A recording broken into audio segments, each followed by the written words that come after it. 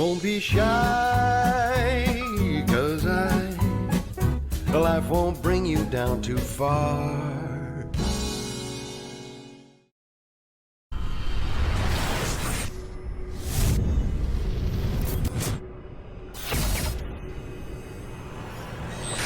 This is KUGAN CASSIUS for IFL TV in association with MTK Global. Delighted to be joined by Dave Allen. Dave, can you just sit how you was originally sitting? And so people... No, go back. He was like, right back. No, back. Yeah. Yeah, so your head was about that big. It's fine like that. How are you? Yeah, I'm very good, mate. How are you? I'm all right. It's been probably 2 or 3 weeks since we've last had a catch up. Yeah. Well, yeah, over these means. Yeah. So what is the situation with you then? Because we heard that you were possibly going to be coming in for sparring. Yeah, well, the full story, so everyone knows. You know, everyone sends me loads of stuff off Twitter and stuff saying, "Oh, well, what's happening here?" And obviously, there's a lot of bullshit going around. You know what I mean? So, about 7 weeks ago, I was offered the Yuri Fury fight, and MTK contacted me, and I said, "Yes, yeah, I'd like to watch you on that show. It's a good opportunity." And they told me the money, and I said, "Well."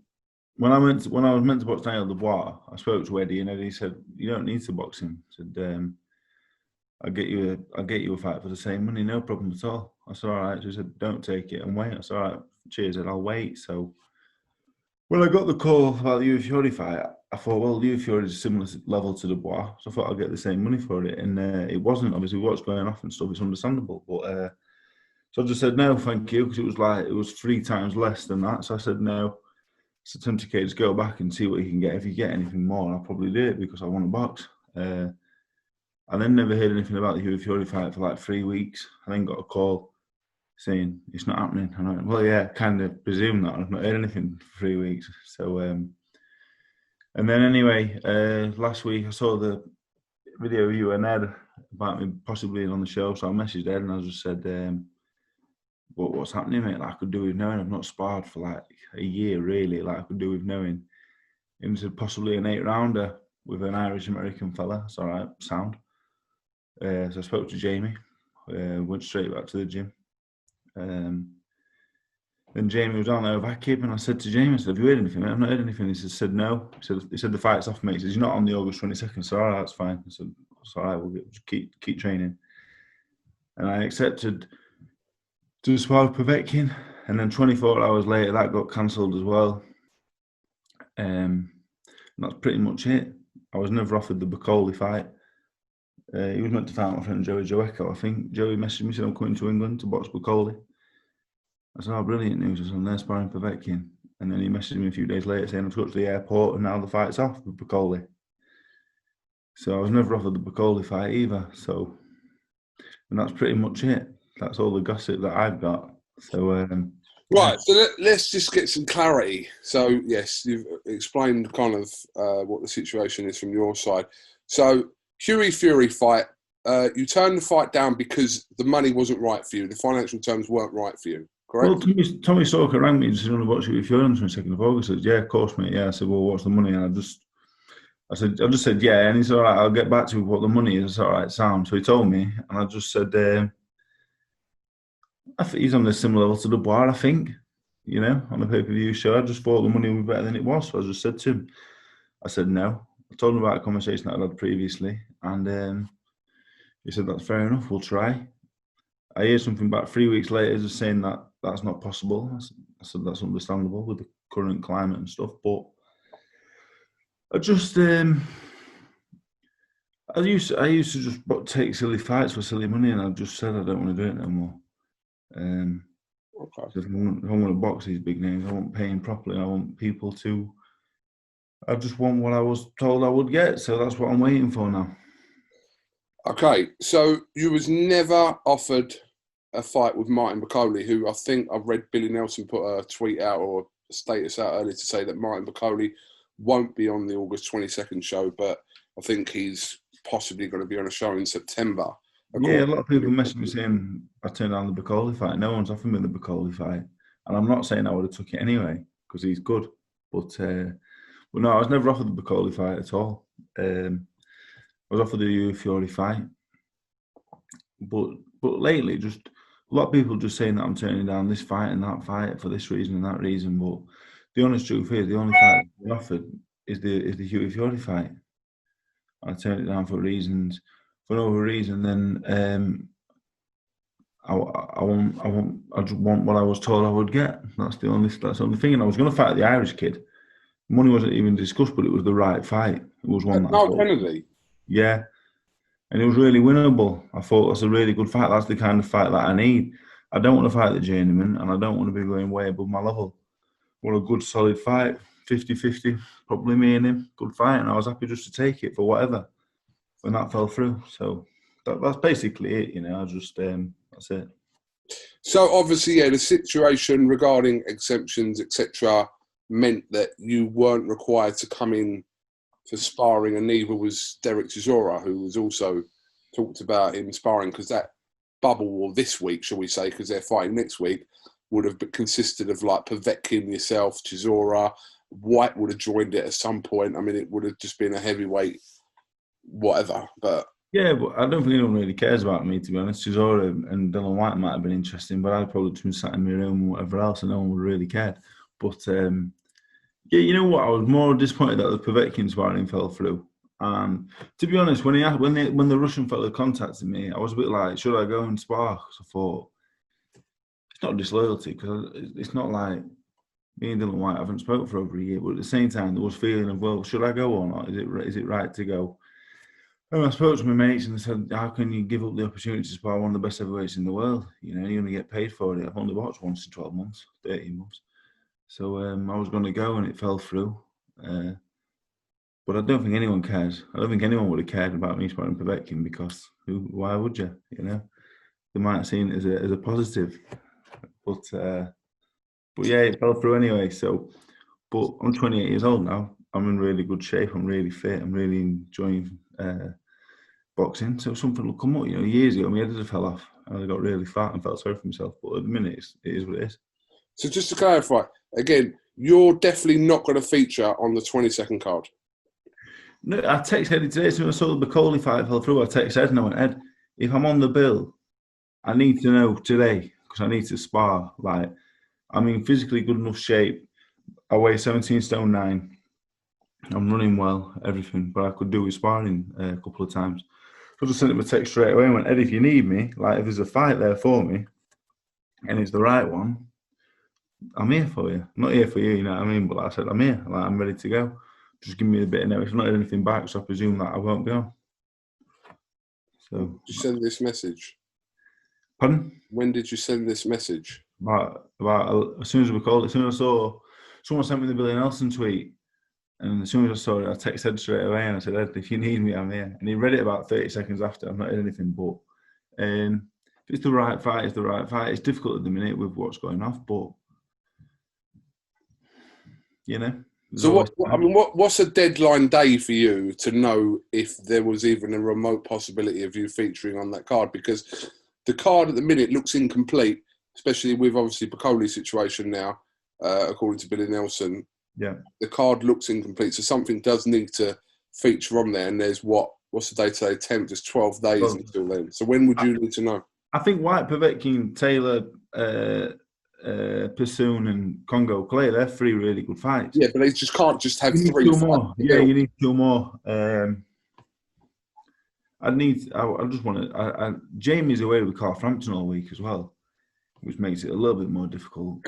But I mean, if I knew in the next 48 hours I could get 2 spars in, you know what I mean? I'd be ready and willing to go if it was the right fight and the right offer. So should I title this video, Eddie, please call me? No, I don't say please. I ain't begging him. If I'm on, I'm on. If I'm not, I'm not. It's one of them, you know. How about it?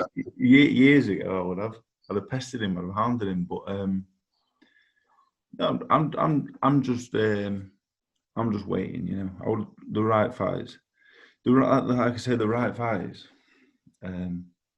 require getting paid less money. The wrong fights It's the right fight. Yeah. Sorry.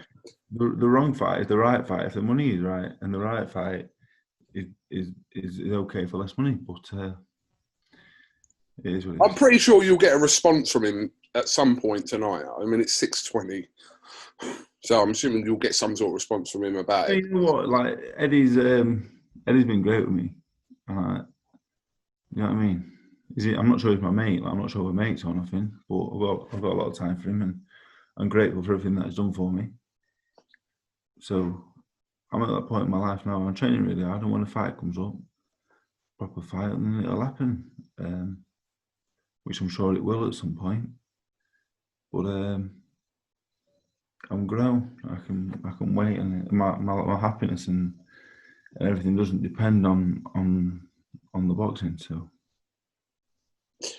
Okay, I'm going to do my best to get this video out tonight. It might get a few, might get you some answers. I don't know. no, it's not. It's not even that, you know.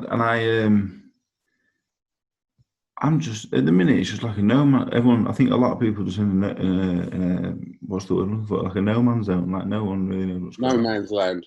There you go. And no one really knows what's going on. And I guess I'm in a similar position. But I'm training hard. I'm ready. I'm ready for the call. But again, it's going to be the right fight. I'm 28 years old. I've probably got one more loss. Probably finishes me. At any kind of level, any kind of good level, anyway. So I've got to be a little bit smarter. I still constantly bite at people saying things and stuff. So I've just got one more crack at it. So I'm just gonna have to wait and see. Okay. What do you think about Eddie Hearn talking to Frank Warren now? Well, I think that's a load of bollocks, and I'll tell you why. Because the first fight that was on there was Dillian White and Daniel Dubois, and Dillian White beats Povetkin. He's the mandatory for Fury Wilder winner. So as soon as I saw the whole thing, I just thought, well, that can't happen. It's not why would Dillian White fight Daniel Dubois. And I just thought that takes any credibility away from the whole thing. Would you agree? Yeah, I mean, I spoke to Frank Warren today. It's just the fight that he likes and would make, but it's not going to happen though. So I looked at it. I thought, well, that's not going to happen. Some of the fights on there, like Edward Jafai. Who was you matched up with? Gorman. Yeah, Nathan. Yeah, I like Nathan a friend, but I think it's a good fight, and it's one that can happen because it's not like there's no reason why it couldn't. Edward Jafai, I think, could happen. You know, Williams Andrade, I think is going to happen. Some great fights on there.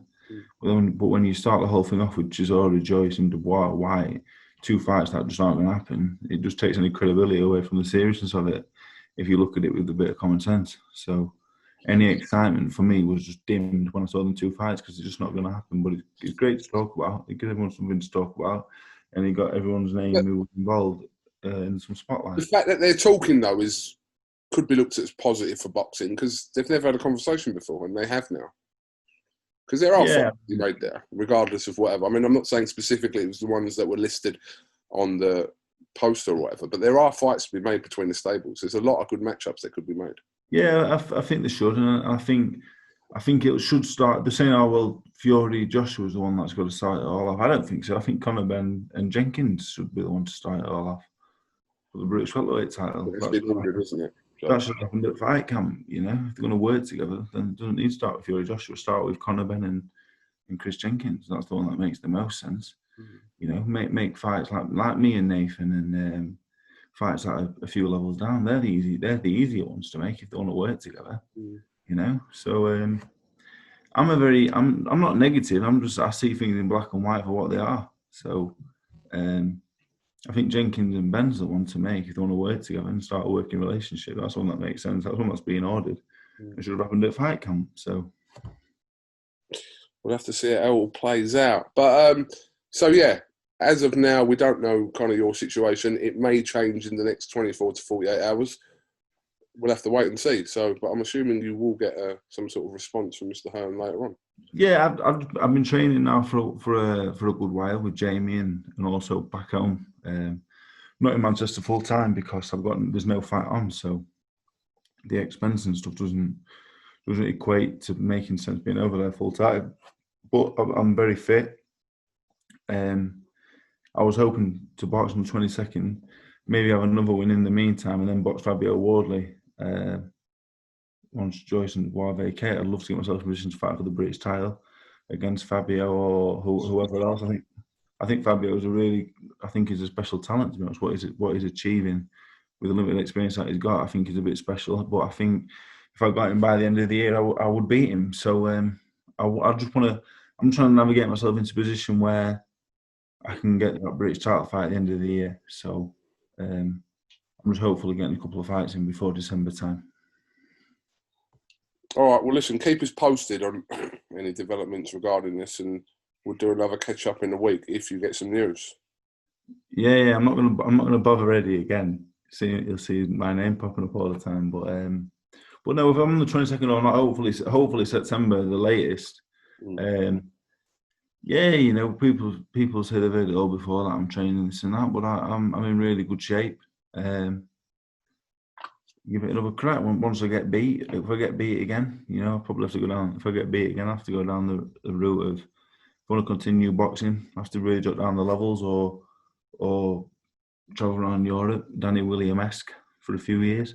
That's top and bottom of it. So I'm gonna get a good crack, try and win the British title in the next 6-12 months if Corona permitting and stuff. So there we go. We've got a plan and everything's going really well. So yeah. Well, I hope it all works out for you. Yeah, you know, I got 1,000,001 opportunities when I wasn't fit, and it's funny really. It's just a bit of karma coming back around. You know, you get yourself fit, you get yourself sorted. Everything's going great with Jamie, amazing. Everything's going amazingly well, and things at the minute a few things have just not have gone wrong, but it won't last forever, will it? So things are going really well at the minute. So in every aspect of my life. So just hopeful that something will fall into place soon. Okay, Dave Allen, thank you very much for talking to IFL TV. Like I said, shame you're not going to be in the bubble this week, but hopefully there is something that happens for you, whether it is in August or in September. Yeah, I'd have only in my room all week anyway. I'd have only away from everyone. So, so it's all right. I'm happy at home. All right, no problem. All right, we'll talk in the week, yeah? Cheers, mate. Thank you very much. Thank you very much, Dave Allen.